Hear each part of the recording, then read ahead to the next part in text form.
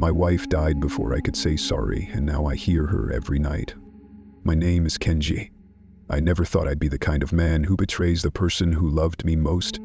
Hana was my light, gentle, patient, with a laugh that made our small apartment feel like a home. She filled our days with little rituals, arranging fresh lilies in a vase by the window, humming old love songs as she cooked, tracing our initials K+H on the foggy bathroom mirror after every shower. I ruined it all. It started with loneliness. Hana traveled often for work, and our schedules never lined up.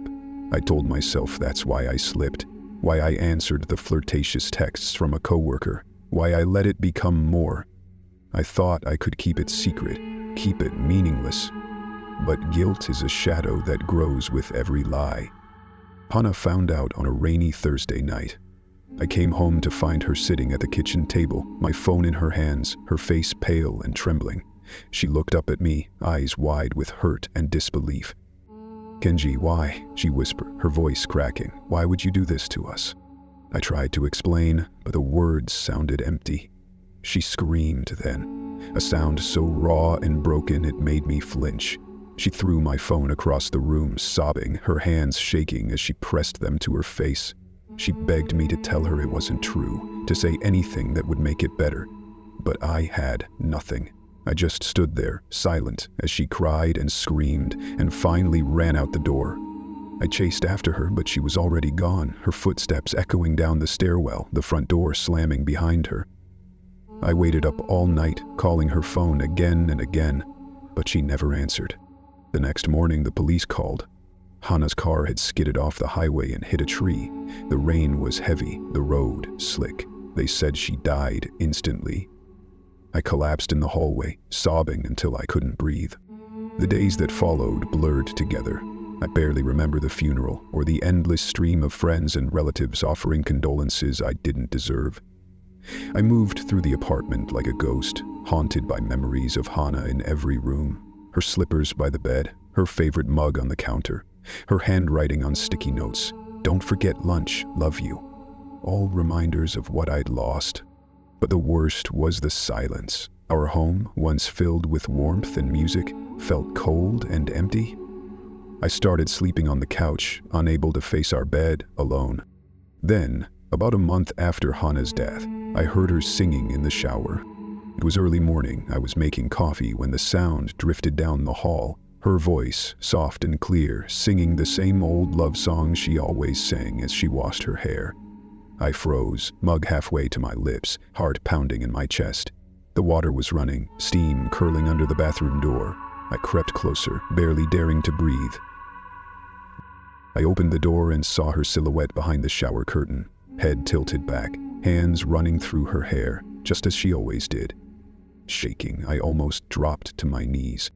The singing faded. When I finally found the courage to step closer, I pulled the curtain aside.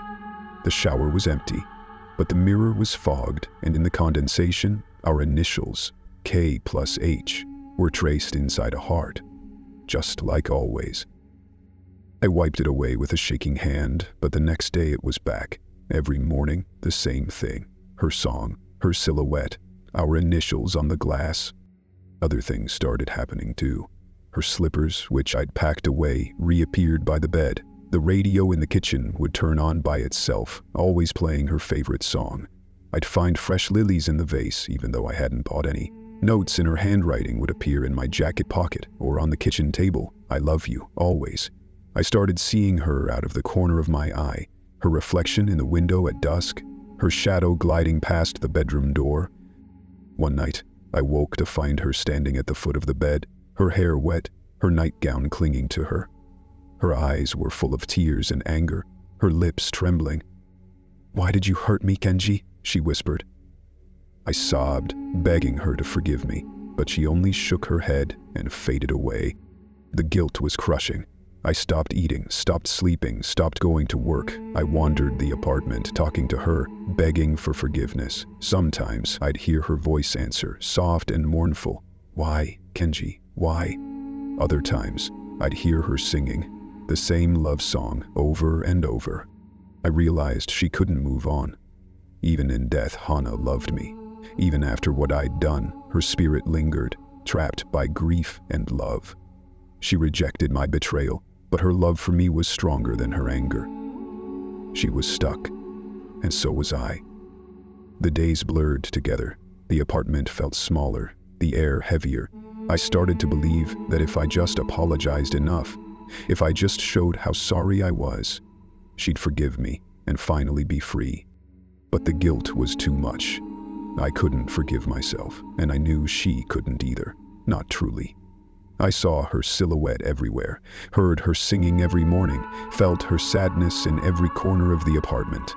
I was haunted, and I deserved it. One night, after another sleepless stretch, I wrote her a letter, my last apology. I poured out everything I felt, every regret, every memory of love. I signed it with our initials just like she used to do. Then I went to the attic, tied a rope to the old beam, and stepped off the chair.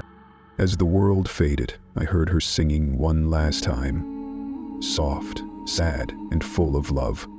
I saw her silhouette in the doorway, tears shining in her eyes. Her voice trembled as she sang, "You are my sunshine, my only sunshine. They say if you betray your vows, your guilt will follow you to the grave. I know now that's true. But I wonder, did I finally set her free? Or are we both trapped here? What would you do? Let me know in the comments.